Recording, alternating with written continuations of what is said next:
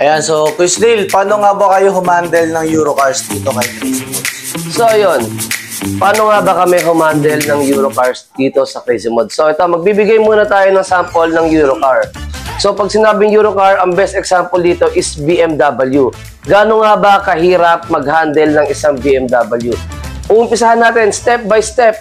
Unang-una, ang pagbaba pa lang ng bumper ng BMW is sobrang hirap na. Dahil maraming nakatagong screws at sobrang hirap ibaba ng bumper nito. And then, ang next step doon is ang pagbukas ng headlights.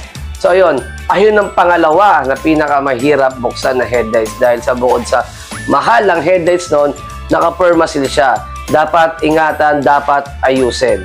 At ang pangatlo is ang pagre-retrofit. Pag niretrofit mo isang BMW, hindi pwedeng eto na.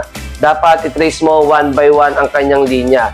And then, ito, ang pinaka-exciting sa BMW or ang pinaka-mahirap na gawin doon, pag nag-trace ka ng linya, lahat ng color ng linya niya is kulay black. So ngayon, pag kulay black, hindi ka pwede basta mag-tap. Kailangan mo lagyan ng palatandaan, kailangan mo alamin isa-isa kung anong function nito. Dahil pwede ka makasira ng module or AFS kapag ka nagkamali ka ng tap dito. So ayun, paano nga ba na-handle ng Crazy Mods ang mga Eurocars? Siyempre, hindi natin minamadali ito. At yun, kailangan pag gumawa ka ng Eurocars, marunong ka sa wiring, sa tracing, kung paano mag-convert, at kung paano ayusin ng linya na maayos at bukod doon sa pagmamounting nito dahil halos lahat ng mga nagawa naming Eurocars is merong AFS. Ano ba tinatawag na AFS? Ang AFS is ayun ang makikita natin sa mga kotse na kung di umaangat baba, lumiliko naman ng kaliwa o kanan. Siyempre, mga Eurocars, kailangan natin i-consider ang AFS nila kahit i-retrofit na natin to.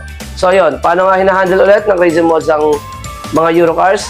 Uumpisahan natin ulit sa pagbaba ng bumper, sa pagbukas ng maayos na headlights, sa pag-tracing, and then ibibigay natin sa kanila ng walang dashboard error and then gumagana pa rin ang kanyang mga OEM functions. Ayan, so Quiz, sa mga viewers natin dito, ano pala yung masasabi mo sa mga sa mga gusto magpa-retrofit ng mga problematic na mga sasakyan? So yun, kung ang kotse nyo is mga problematic na sasakyan kagaya ng BMW, ng Mercedes, ng Ford, and then ngayon ng mga Toyota, lalo ang ginagawa ng Toyota ngayon is nag-hybrid na mga sasakyan, doon kayo sa trusted at alam nyong marami nang na-retrofit na sasakyan. So yun, sa mga gustong magpagawa ng mga Eurocars or mga problematic na sasakyan, palagi nyo tatandaan, nandito si KM para i-cater ang inyong mga sasakyan. Kahit problematic o hindi problematic, kahit anong setup, aesthetic, headlights, fog lights, or kahit ano pa yan, kay Crazy Mods, bibigay namin ang inyong mga gustong setup. So yun, sa mga customer natin, sa mga viewers natin, na gusto ng pangmalupitang setup, PM kay Crazy Mods or follow kay Crazy Mods para malaman nyo ang aming mga update about sa mga coaching ginagawa namin. So yun guys, kita-its tayo palagi sa mga susunod na live and videos. Bye-bye!